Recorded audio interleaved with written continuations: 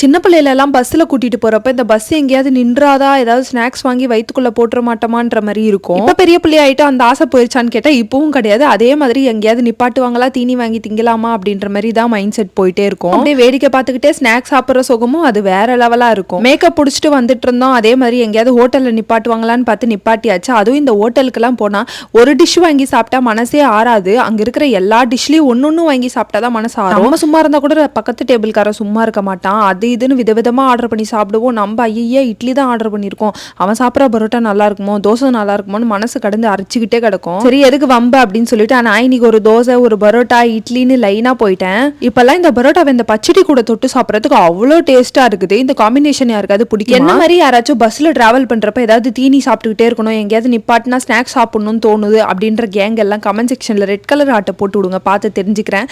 இல்ல நான் bus ஏறினாலே vomit case, நான் தூங்கிடுவேன் அப்படின்றவங்க பிளாக் கலர் ஆட்டை போடு.